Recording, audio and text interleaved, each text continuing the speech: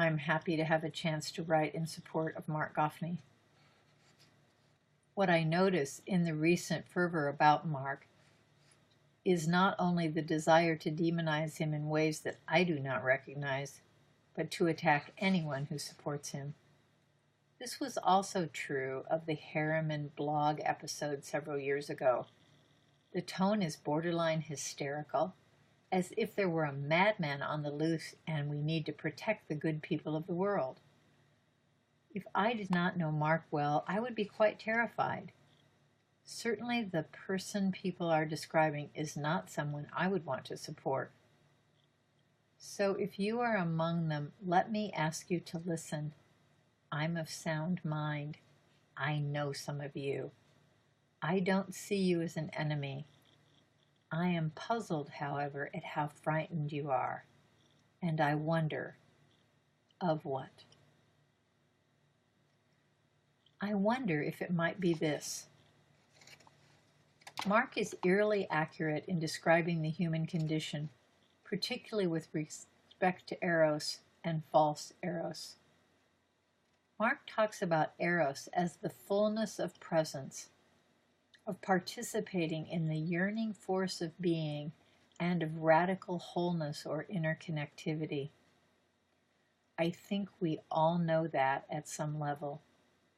We all have our private and often furtive ways of recovering a lost sense of aliveness, be it through drugs, sex, compulsive work, controlling others, gossip, pornography, whatever. Most of our mistakes can be private. Even our rigid closing off of love is private in its consequences. No one gets in trouble for that.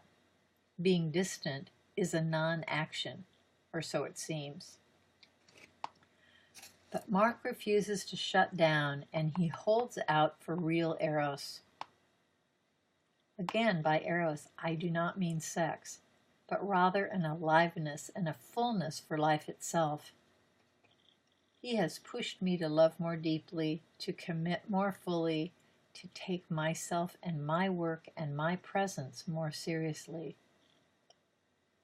There are times I have wanted him to back off, to let me settle for just being a little above average, to hold back on Eros, not to see myself as the contribution to the whole that my life is. But he's right in saying that true Eros is in being with who we really are. That is what the unique self means.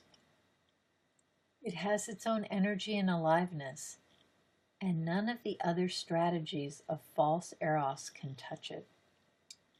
And I can see that my world needs me, not as some kind of messiah, but as the particular voice and perspective that I bring to every situation. This is a radical statement, and for Mark, it's true of everyone, by definition. In a world filled with depression and addiction in every social class and country, even among high-performing college students, Mark's work is a lightning bolt. I have seen him push too hard and try to do too much. I understand that concern. He has learned to rely more on others in recent years and seek their perspectives more deeply.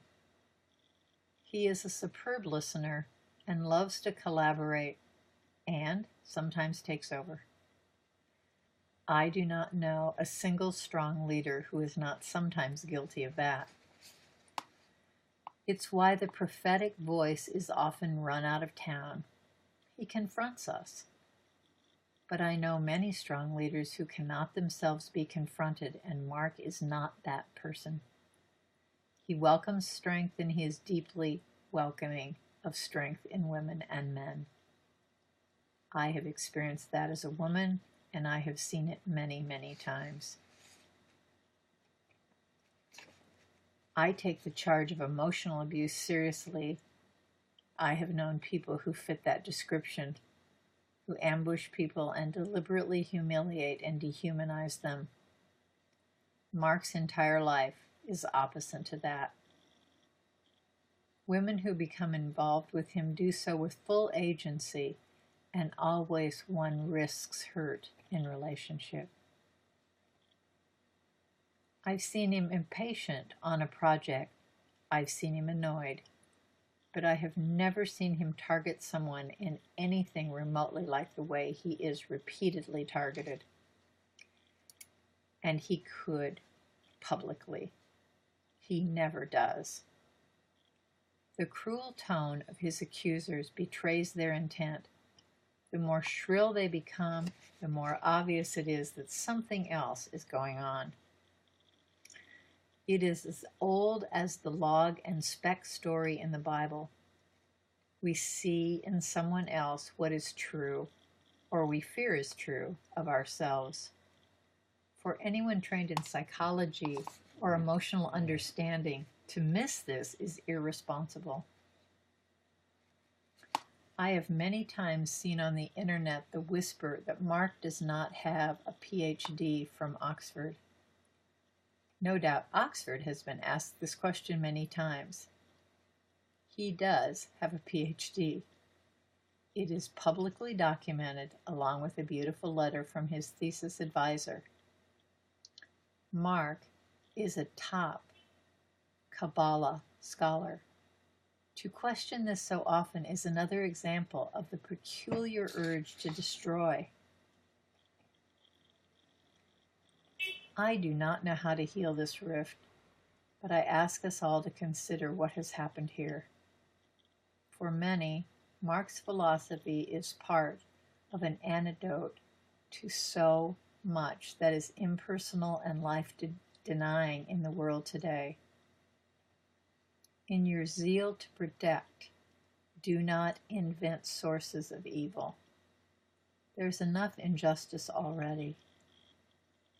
If we truly hope to offer anything to the world, we have to find and model another way to deal with anger and fear. Something that embodies honesty and the hope of reconciliation. Otherwise, we are simply driving deeper the ruts that have gotten us, humanity, where we are. For this to come from those who would be spiritual teachers is its own irony. But it points us directly toward the work we need to do and our own obligation to do it. I would happily sign this, but do not want to provide another interesting target for such a strangely misguided campaign. All of us, on any side of this, have far more essential work to do. A.L. Educator.